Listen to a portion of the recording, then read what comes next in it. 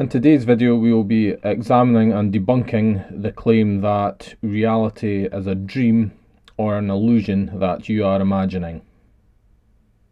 So in New Age spirituality, there's this common belief that you create your reality and it's a dream or illusion which you are imagining.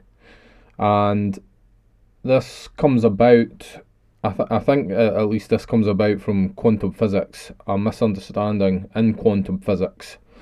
And it's to do with what an observer actually is. An observer changing the result of a quantum physics experiment or having some sort of effect on it.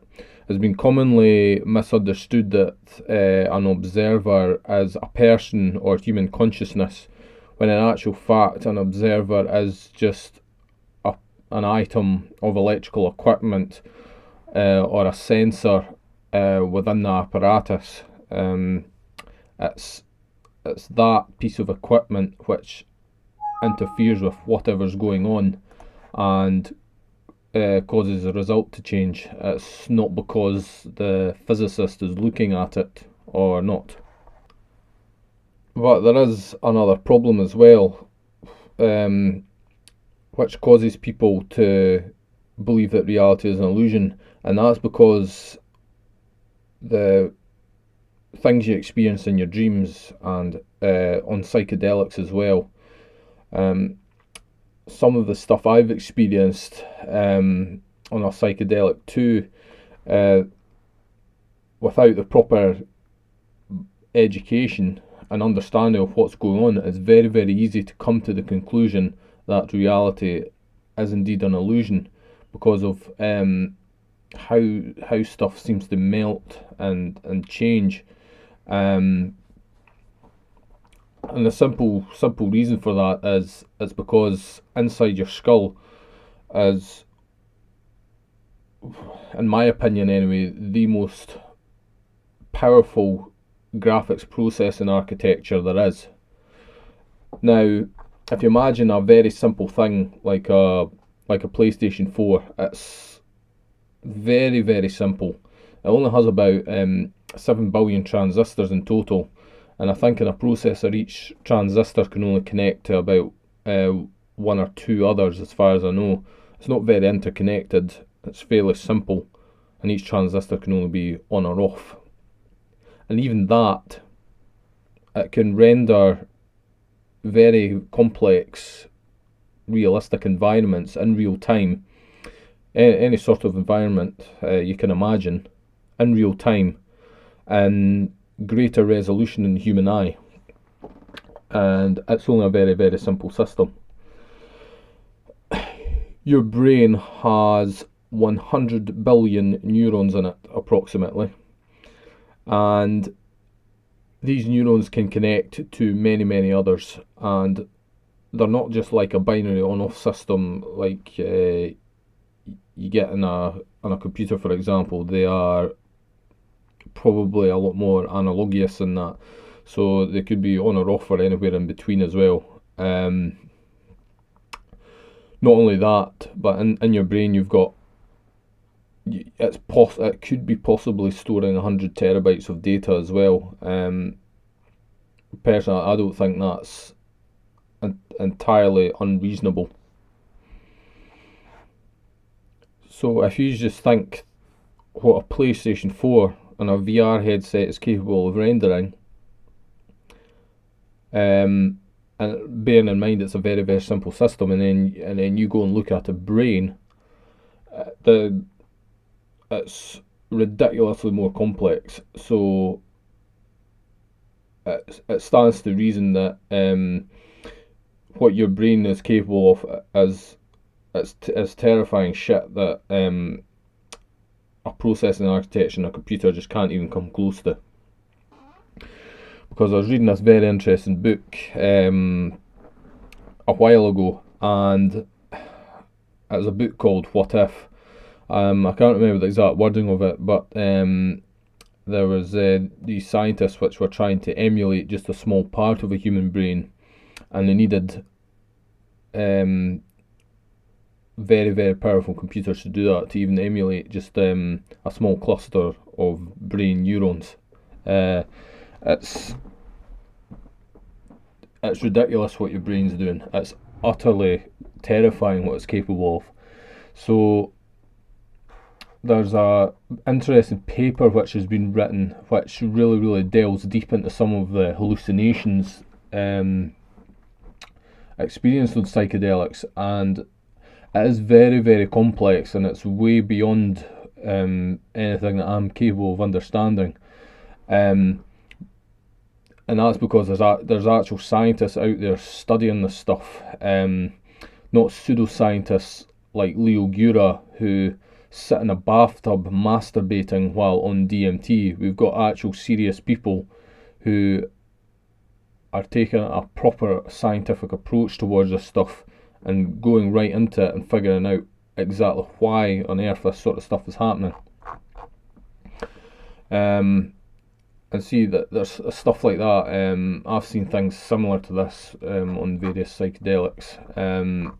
If you're more mathematically and scientifically inclined than I am, then this paper here is a very good resource to study, and it may give you greater insight into what's actually going on.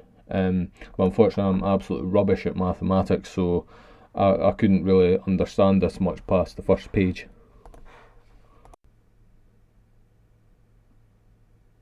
So another example I'd like to make is of just how even a very, very simple system can bend reality, or bend its own perception of reality, as a smartphone. That's a relatively simple system. You can open up Facebook Messenger or whatever, and then you can simply point that at a face and put various effects on it. You can make stuff melt, just like as if you're on LSD, make faces change and morph. Smartphones, which are they're like dirt simple in comparison to a human brain, they can do quite interesting stuff just with graphics, just like the sort of things which psychedelics can do. And not only that, we're able to the Google DeepMind neural network is able to create dream images. So if we look at that,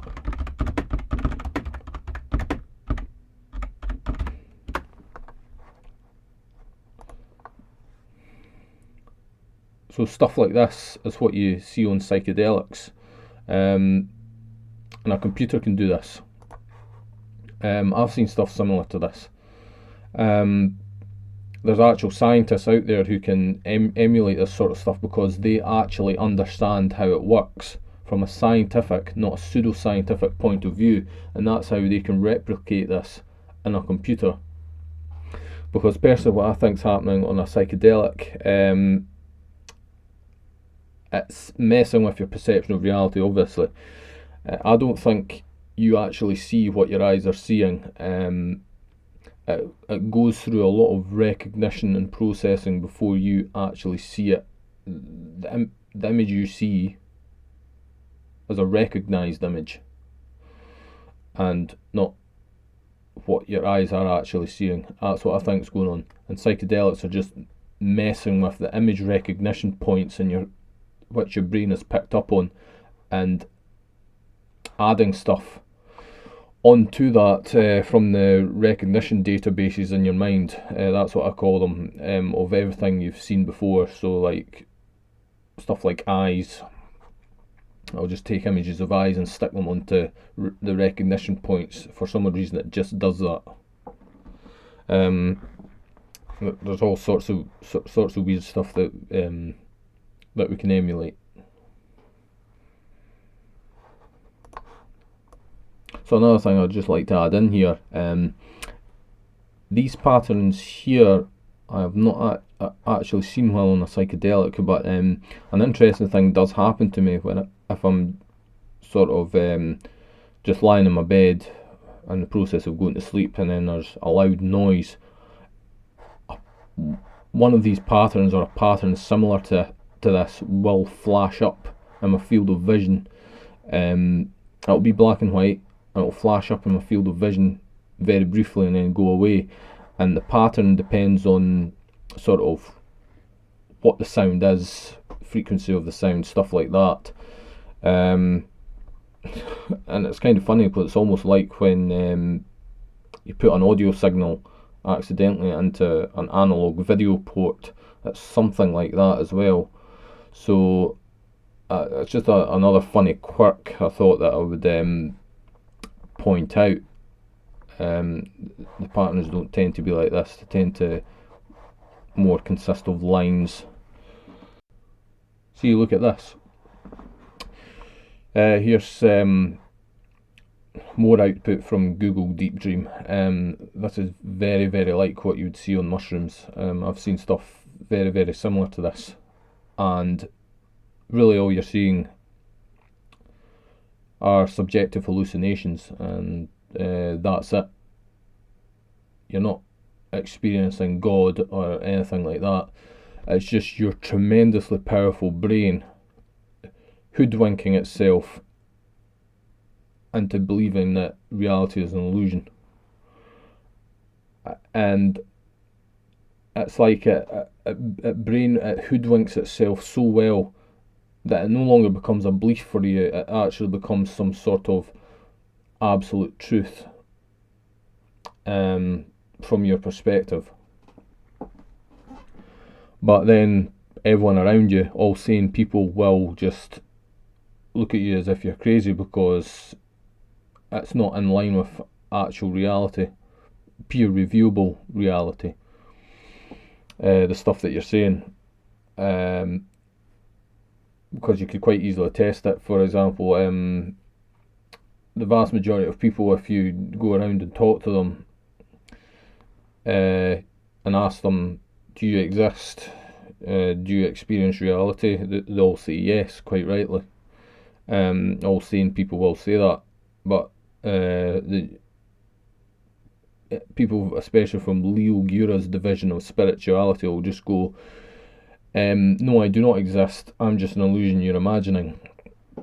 But as always with these people, you can just ask them then, well, if you're just an illusion I'm imagining, well, give me all your money, because you obviously don't need it, because you've got no internal experience of reality. So you don't need your money, just give it all to me. And then very quickly they'll start making up their excuses, and they'll start existing, basically. So yes, in conclusion, your brain can be thought of as a miniature creative universe all of its own, and it is ridiculously powerful. And that's why we trick ourselves, because we're not aware of its power. We don't have the scientific understanding of which to rationalise our experiences, and that's why we go into irrational territory and trap ourselves in stuff like solipsism and